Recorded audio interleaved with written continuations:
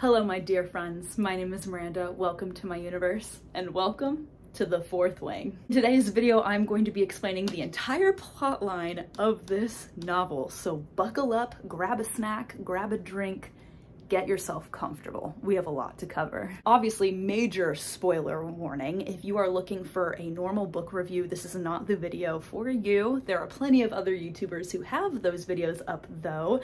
This video is for those of you who maybe you don't want to read this entire thing, but you want to know what the hype is about, or you know somebody who really enjoys this book, but you don't really read, so you want to know what's up. Or maybe you're watching this from the future and there are other books in this series out, but you don't feel like rereading. No matter what your reasoning is, I'm really glad you're here and I got you covered. Also, this is an adult fantasy novel, so viewer discretion is advised. I also wanted to give credit where credit is due. Fellow booktuber Cari Can Read is my inspiration for this type of video. She's done it for, I believe, almost all of Sarah J. Maas's books and The Mortal Instruments. She also has done other series as well, and I know that other YouTubers have done videos like this, but she is my main inspiration, so I'm going to credit her. I'll put a link down below to her channel so you can check out a few of her videos. Without further ado, let us begin. Welcome to the land of Fourth Wing. Now, first things first, let's talk about the geography. Where are we when we're talking about Fourth Wing? This is a fantasy novel, so it takes place in a fictional world. Specifically, we are on a continent that is split into two different kingdoms. The two kingdoms are Nevers and Paromial. Paromial is the smaller of the two kingdoms, and we spend most of our time in this novel in Nevers. Now, these two kingdoms have been at war with each other for 400 years. Yeah, long fight. In the kingdom of Nevers, there are several provinces, with the largest one being Terendor. Now, by the way, my pronunciations might be off and I apologize ahead of time. Terendor is the only province to ever attempt succession in the history of forever, and they suffered very largely because of it. The rebellion did fail, and all of the adults that participated in it were executed automatically, and their children were marked with what is called a rebellion relic. Basically, it is a tattoo on some part of their body that symbolizes that their parents rebelled. Now, there are 106 of these children in total. Some of them were only newborns, and others of them were much older, like 16 and 17. The king decided that these children, who, mind you, had nothing to do with the rebellion and had no say in what their parents did at all, would have to suffer for the crimes of their parents. And he proclaimed that these children would have to prove their loyalty for their entire lives, and they would do this by joining the Riders' Quadrant, which we will talk about soon. Now, back to Paromial, which is the smaller of the two kingdoms. We have Nevers and Paromial. You know,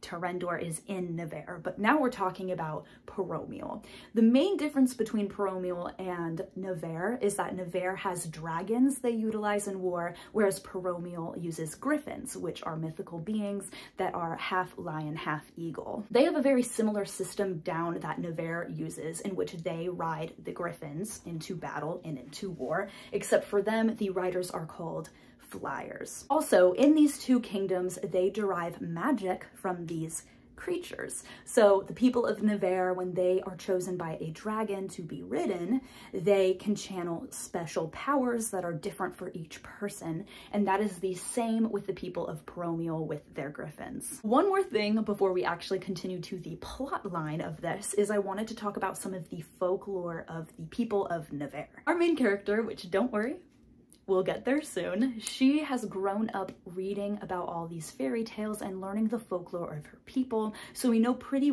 early on in this book what this folklore looks like. Basically, there are stories told to children to basically scare them into good behavior, right? We all have these things. There are things called wyvern and venin.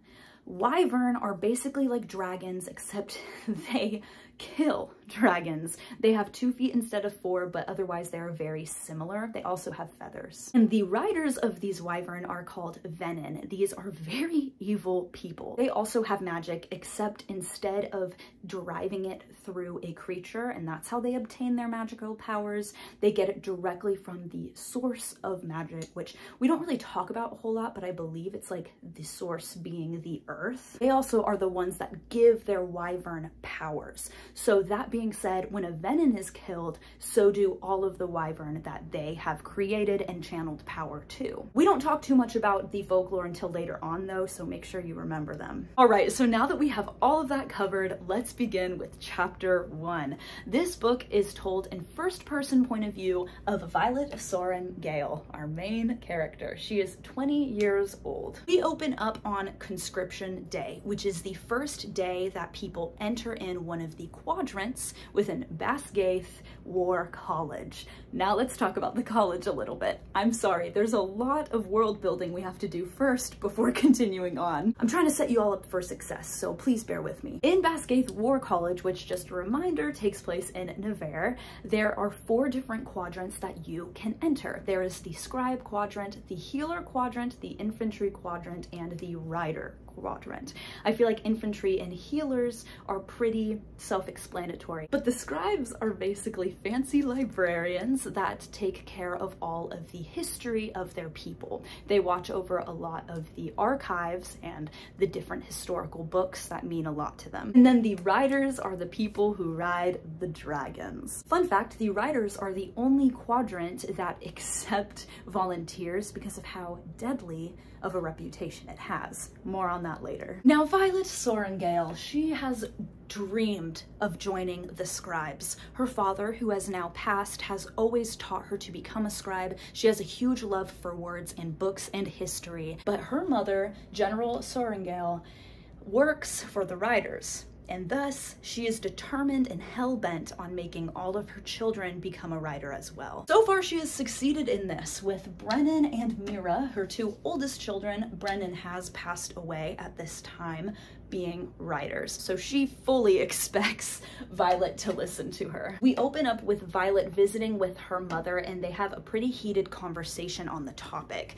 Basically, she has no other choice but to join the riders, and so Mira, who had overheard the entire thing, gives her some advice, gives her boots, braids her hair, gives her knives, things like that. Once she feels as prepared as she ever will be, she gets to cross the parapet. Now, this is the first big challenge that will really prove that you have what it takes to become a rider. There are many tests that we will further talk about, but this is the first one. Basically, it is a very long bridge that overlooks a humongous cliff. And it just so happens that it's rainy and windy on conscription day, so the bridge is very wet and slippery. This makes it even more deadly, considering that there are no handrails on this bridge and it's very thin. Right before Mira leaves Violet to do her thing, because Mira is in the 2nd, 3rd years? I kind of forget what year she is. I'm so sorry, Mira. Right before she leaves, she tells Violet that when she crosses the parapet, the very first thing she needs to do is find Dain.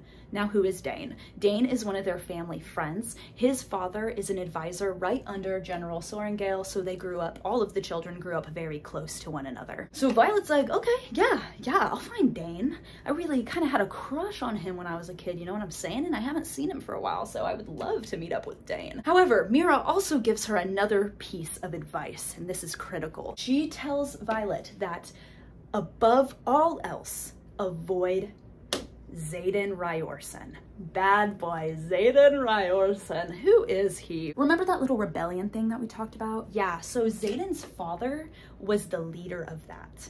So he is upset at Violet and Mira and all the Sorrengails because they executed his father, and they are upset at him because his father played a role in killing Brennan. Lots of beef going on. And Xaden is very ruthless. He's very dangerous, lethal, stay away from him.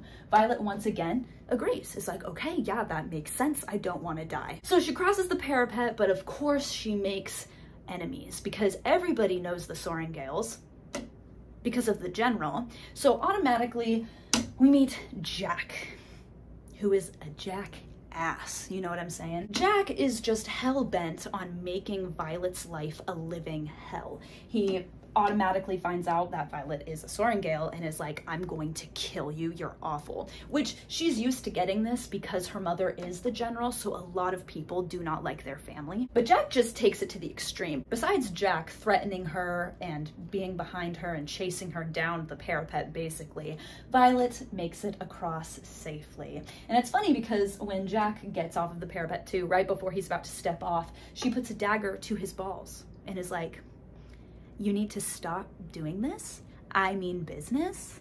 I could kill you right now. And that kind of shakes up Jack and makes him even more pissed off. I mean, I would be too. And then of course this catches somebody's eye.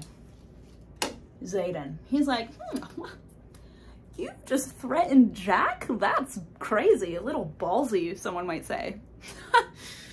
Get it? So anyways, after crossing the parapet, she saw Xaden and is automatically extremely attracted to this man. If love at first sight existed, it would be defined by how Violet feels about Xaden. This girl is thirsty for him. He's Mr. Tall, Dark, and Handsome. I mean, what were you expecting? She also makes a new friend, Rhiannon. We call her Rhi, though. She's a first year too, obviously, because she had to cross the parapet as well. And so they become best friends. And who else does she see? Good boy golden retriever Dain. He is convinced that Violet doesn't belong here. He's like, girl, we need to get you to the scribe quadrant. What the hell are you doing? And of course she tells him, like, you know my mom, she made me be here. Like, what do you expect from me? I couldn't go against her orders. She would literally kill me. Dain's like, okay, yeah, you're kind of right, but I don't like it. And I'm going to, throughout the rest of this book, keep trying to convince you to change your mind. We also find out that Dain is a squad leader, which is right under wing leader. These are the two highest ranks that you can reach as a rider, and so he's pretty high up there. Usually second years are not given these ranks unless they're very elite. So we find out that our Dain, he's pretty good at fighting. After everyone either successfully crosses the parapet or unsuccessfully falls to their death, everyone is pronounced as cadets and they are welcomed in. Part of this session is all the dragons fly and they land on the walls, and it's like a ooh, ah moment, but also it's to instill fear in them, like, hey, these people, like, not people. These creatures can kill you in an instant, right? So it kind of freaks them out a little bit, shakes them up. So classes start and sparring begins. They basically are put together in a boxing match kind of ring deal is how I have been imagining it. But two of them verse each other and one of them wins. And so Violet quickly realizes that she is going to die. The first person she goes up against is a girl named Imogen. Imogen has a rebellion relic, so she also really doesn't like Violet at all either. Imogen actually uses her signet ability on the mat to win the match, and Violet is left with a broken arm. What is a signet? You might be wondering.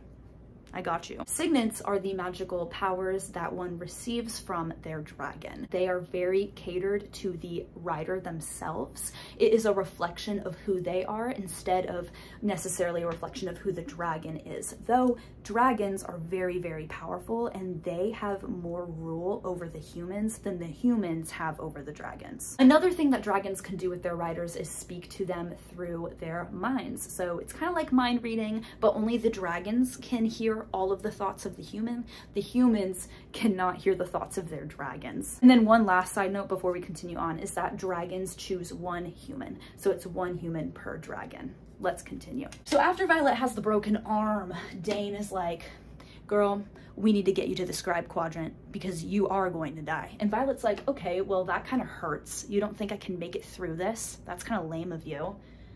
Best friend forever, my ass. But you know, they work it through because she's like, oh, I know that you're just trying to take care of me. You're just trying to keep me safe. It's whatever, but you have to understand that I'm stuck here and I choose to be here. So Dain has to suck it up. After Violet goes back to her dorm, she notices that Mira has left her a letter as well as a journal. This journal is Brennan'S Journal. Usually when someone dies in their culture, they burn the body and all of their belongings. But Mira has kept Brennan'S journal because he gave her a bunch of tips and tricks on how to be a writer, and Mira has given that journal to Violet now. Through this, Violet finds out how to tell who she's going to be matched with on the sparring ring next.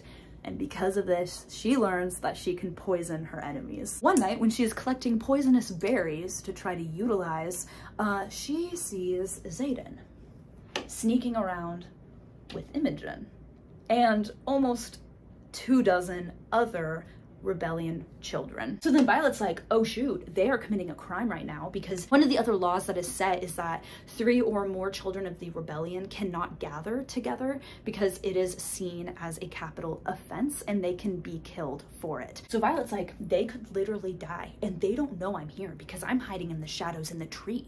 So she is listening in on their conversation and she finds out that it's innocent. Xaden is just trying to encourage the people who are meeting with him and is trying to give them tips and tricks, is trying to figure out what their weaknesses are. He is very cutthroat though. His pep talks are not really the best.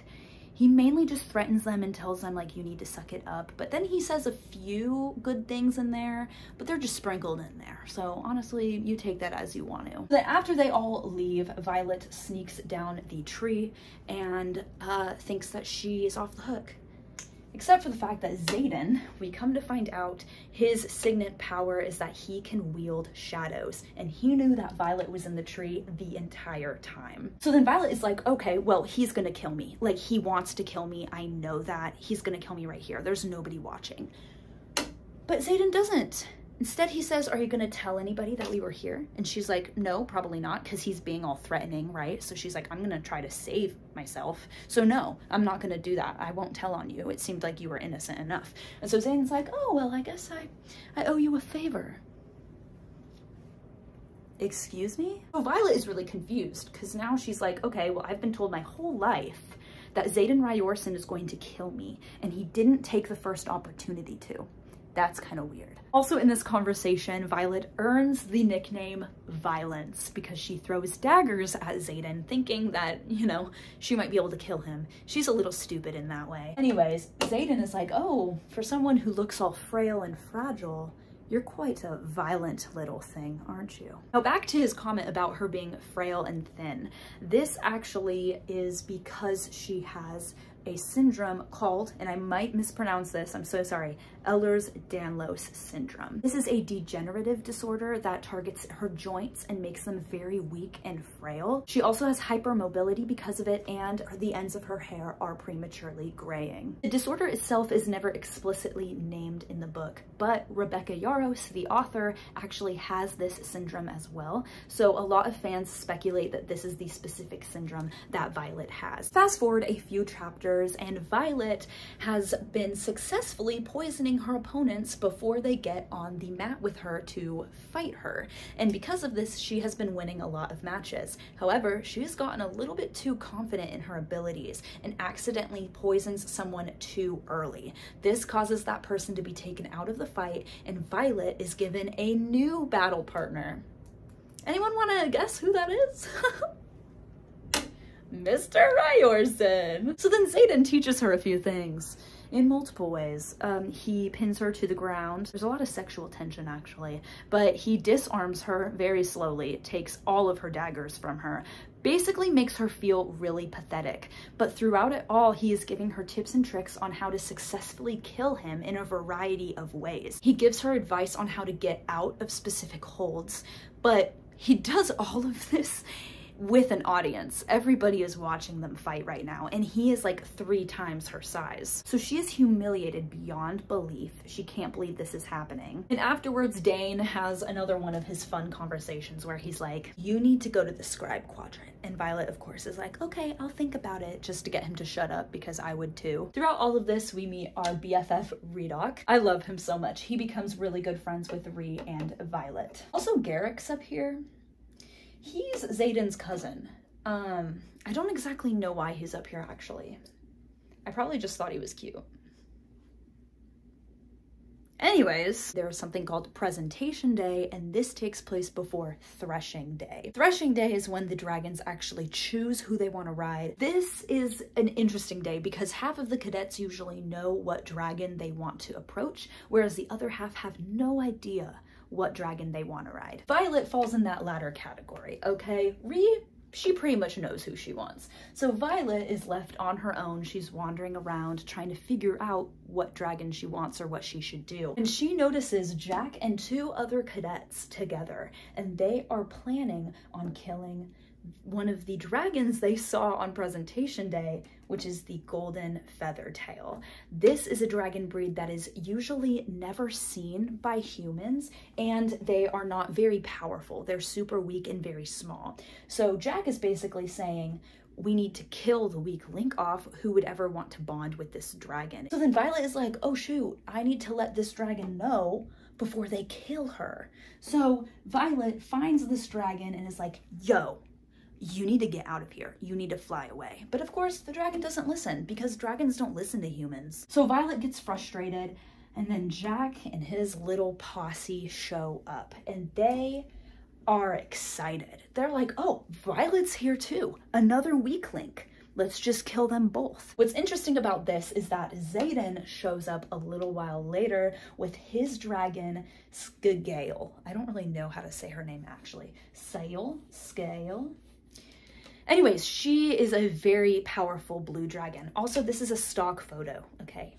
Please don't come for me. But the thing about Xaden is he is a wing leader. In fact, he is the wing leader over Violet's squad. Violet and Rhea are in the same squad. Jack is in a different squad. I think Ridoc is in 4th wing with them as well. And Xaden is the 4th wing leader. So he is not allowed to participate in threshing. He can't manipulate it in any way. And so if he was to jump into the fight, that would be considered manipulating it. Jack knows this. So he knows that even though Xaden and Scale are there, they can't do anything to him. So they're fighting. One of his guys runs away, which is crazy. You're running away from Violet and this dragon that's not even doing anything. 3 versus 1, and you run away? That's crazy. And then somebody else shows up. This bad boy, Tairn. Tairn is the biggest, baddest dragon of them all. He's scary. He also is notorious for never bonding with any human. So him showing up to threshing day is crazy. Long story short, he ends up burning up the other guy that was with Jack. Jack makes it out. He ends up running away too. And Tairn chooses Violet. So they're flying back to Basgaith War College, and Violet finds out something else. Andarna, the small little golden dragon, bonds her as well, and this causes a riot. All hell breaks loose. Everybody is like, what do you mean you bonded 2 dragons? That has never happened before. You can't do that. That's not allowed. But you know, we all know that dragons don't listen to humans. So they're like, yeah, Violet gets 2 dragons and you don't have anything to say about it. Right after she bonds, funny enough, Dain greets her and gives her a kiss. Isn't that interesting? Then Xaden shows up and he's like, guess what, Sorrengail? We are stuck together. What the hell does that mean? Come to find out, Tairn and Sorrengail are a mated pair.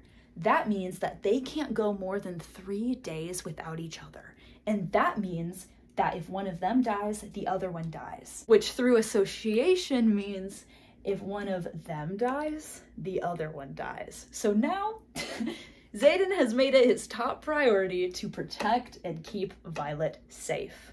Oh, how the turntables. Is there a forced proximity trope developing? Oh, that also means that their dragons can speak to both of them. So Violet can hear from Xaden's dragon and Xaden can hear from Violet's dragon. In their minds, of course, because that's how the dragons communicate. I'm gonna skip forward a few chapters. Now, a few things happen, like Imogen is now training Violet and working with her in the weight room to get her strength up because Xaden basically ordered Imogen to do that. And now Violet is kind of sensing that maybe these two have something going on and she's a little bit jealous, though she doesn't want to admit it. So a few days pass and Violet is sleeping and having a very pleasant dream of her and her father, when all of a sudden Tairn breaks into her thoughts and screams at her to wake up. She wakes up a little bit disoriented and she sees people in her room, and now they're upset because they notice she's awake and they're like, oh no, she's awake, and one of them, actually multiple of them, have weapons and are trying to kill her in her sleep, which is also a capital offense. So Violet puts up a pretty dang good fight, but she cannot do it on her own. And so she's talking to Tairn and she's like, I need help immediately. Tairn has already told Xaden through their minds what's going on, so he's on his way. Right before she's about to die, this girl, this little cutie pie, she does something very interesting. She freezes time and only Violet can move. So Violet moves out of the room and then all hell breaks loose again. The time resumes, everybody's freaking out. Xaden has now showed up and he kills everybody in that room. After this whole fiasco, Xaden takes Violet. They go to the dragons to try to figure out what the hell just happened. Turns out Andarna has the power to freeze time, and the reason why Feathertails, which is the type of dragon she is, which turns out is just a baby dragon, the reason they're not allowed to bond with humans is because they can't control how much power they give to their human. So Andarna literally gave Violet all of her power so she could stop time. She ends up sleeping for days, maybe even weeks after this because it weakens her so much. But yeah, that's basically her deal. But Violet still has not developed a signet power from Tairn as of yet. So then the night comes and goes and it's the next day, and Xaden does something very interesting. He assigns a bodyguard to Violet, and this bodyguard is Liam. Bro, can I tell you, I love Liam. The reason Xaden assigned Liam is because he is a first year like Violet, so he is able to be in every single class that she is in. He is able to be with her all of the time, almost 24/7. Xaden even arranges for Liam's room to be right next to Violet's. So Violet kind of is upset about this. She feels like Xaden is overstepping in a way, but we come to really, really love Liam. He's awesome. Liam also has a rebellion relic as well, so technically he should also hate Violet, but they end up forming a friendship. A few nights later, something very interesting happens. Violet feels a surge of power go through her body, and she quickly realizes that it's Tairn. She feels overwhelmed by a variety of different emotions, and she ends up running out of her room and finds Xaden outside. To keep it short and sweet, they end up passionately making out up against the wall outside, but then they quickly realize that it was a mistake because really their emotions that they're feeling right now are just because of these two, because they're doing some freaky stuff. So then once again, Violet is feeling a bit humiliated and also even more confused as to what she's feeling when it comes to Xaden, and so she goes back up to her room. Something to note that we'll come back to later on is that while they were kissing, something sparked. Literally. That's all I'm gonna say because I don't want to spoil anything yet.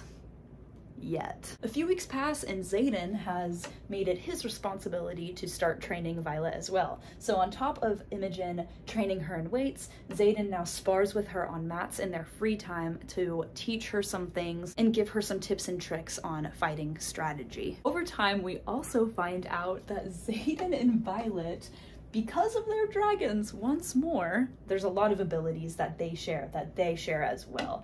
They can talk to each other via their minds also. So they can't read each other's minds, but they can speak to each other. It's apparently a very good battle strategy, but these two use it for a lot more.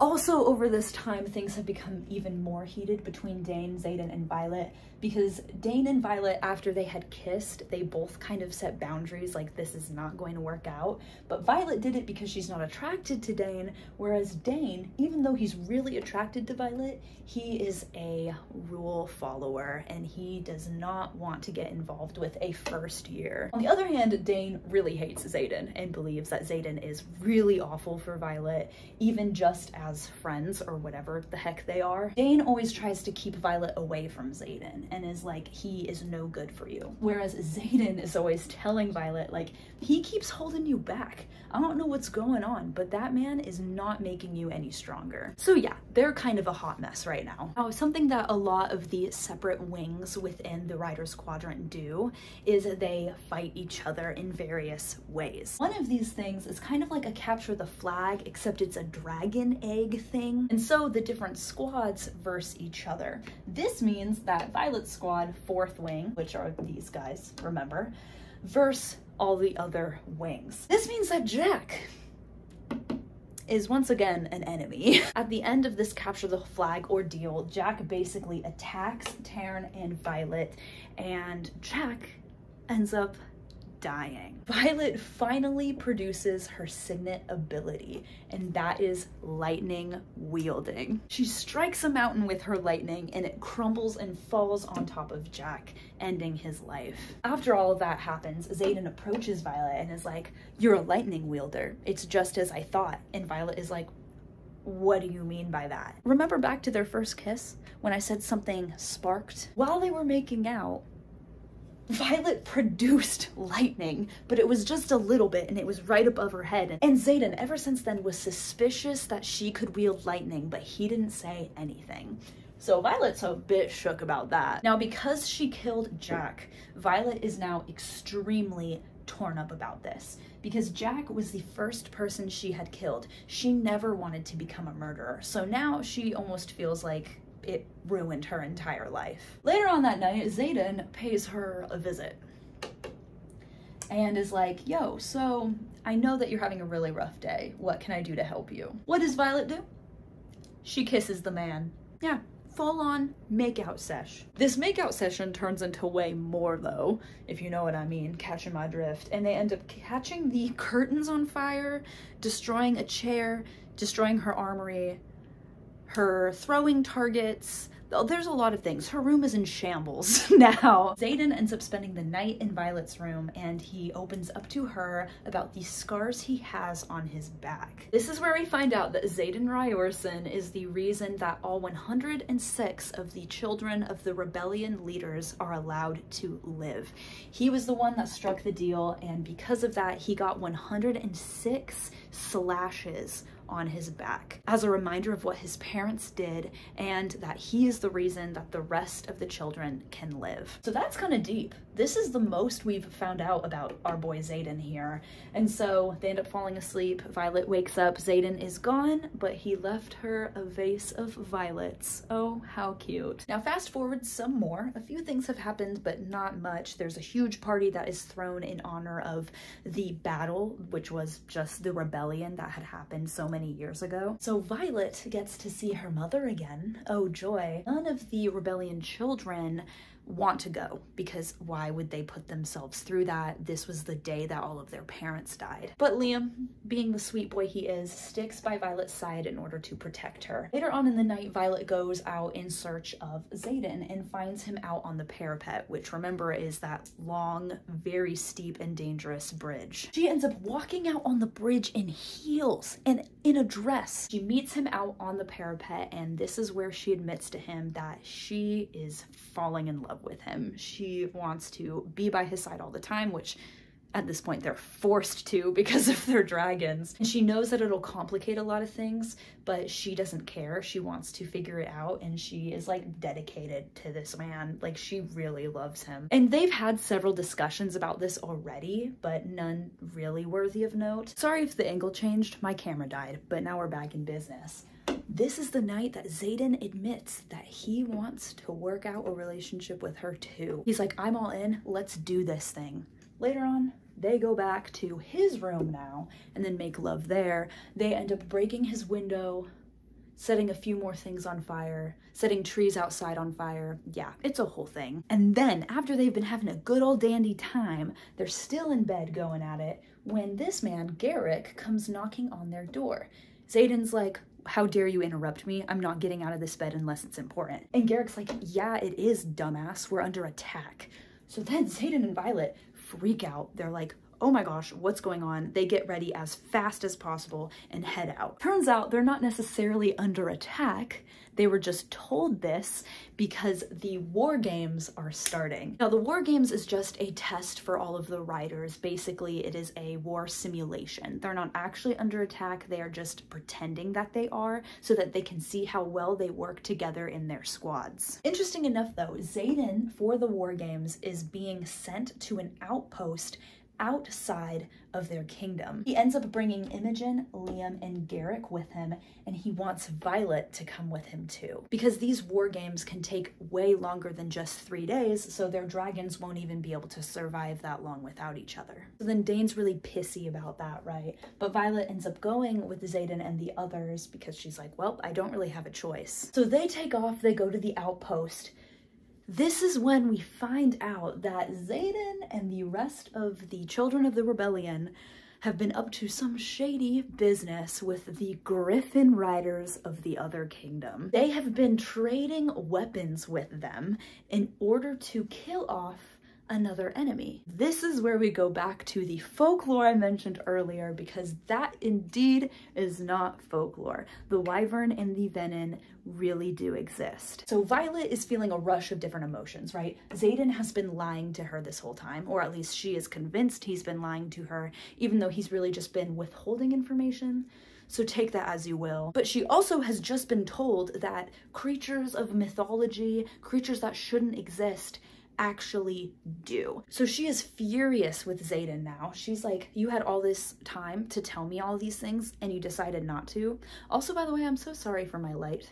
It keeps flickering and I have no idea why. I don't know how long it's been doing that, but I just now realized it. We shall press on, because that is what riders do. She doesn't really have time to contemplate all of her emotions though, because they become under attack by the wyvern and the venin. They end up attacking a town of people, innocent people. And so Xaden has a very important decision to make now, because he decides if his squad leaves or if they go and save them. They also find out that this whole thing was a trap by, wouldn't you know it, Sorrengail and all of the other generals high up there. They wanted to kill off the children because they saw them as threats. They didn't realize that Violet would be there though. And they did not know that Violet would wield lightning. So they decide collectively that they are going to stay and fight for the townspeople. They want to die honorably, and they're riders. Protecting people is what they do. While they are fighting these wyvern and venin, something tragic happens and Liam's dragon dies. Now what's awful about this is that if a rider dies, their dragon has a chance of survival. It depends on a lot of different factors, like how strong their bond was, how many years they've been bonded, things like that.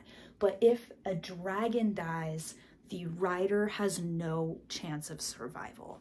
And because of that, Liam ends up passing away as well. It is very upsetting. And in Liam's last few moments of life, Xaden takes him, picks him up, and brings Liam over to his dragon so that he can finally be at peace. In an earlier attempt at saving Liam though, Violet ended up using Andarna's power to stop time, and this ends up draining both Andarna and Violet. So Violet, soon after all this transpires, passes out. Now we get to the last chapter. This one is an interesting one because it is now in Xaden's point of view. This is the only chapter that we get in somebody else's point of view besides Violet's. Violet is in bed. She had been in a coma for days upon days, and Xaden has never left her side. When she first wakes up from the coma, she is all lovey-dovey with Xaden, like she forgets what had just happened.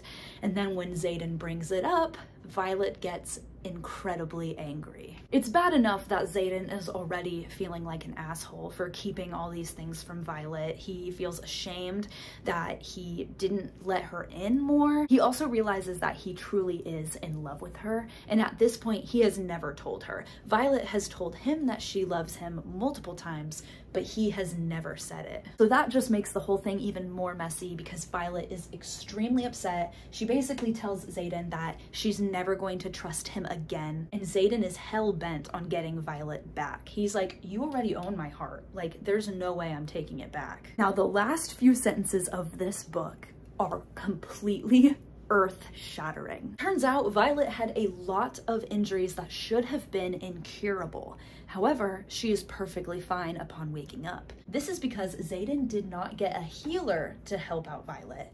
He got someone with the power of mending. And the only person who has the power of mending is Brennan, who supposedly had passed away. This novel ends with Brennan walking in through the door and saying, "Welcome to the revolution, Violet." And that is the end. What a wild ride this has been. I hope you all enjoyed my kind of summary. I really enjoyed this book, and I hope you enjoyed this discussion of it as well. Please comment down below if you like this type of video, if you would like to see more content like this, or if you would just rather see reviews, let me know below as well. But overall, I really enjoyed this book, obviously, if you couldn't tell by my enthusiasm. I love the characters. I think this world that Rebecca Yarros has created is truly magnificent. I really want to see this on film, which is why I casted a bunch of characters to play these roles. I think it would be excellent on the screen, and honestly, I just can't wait to see what happens with this story. Thank you all so much for watching and supporting my channel. I love you all. Please be safe, make good choices, and I definitely will see you next time. Bye!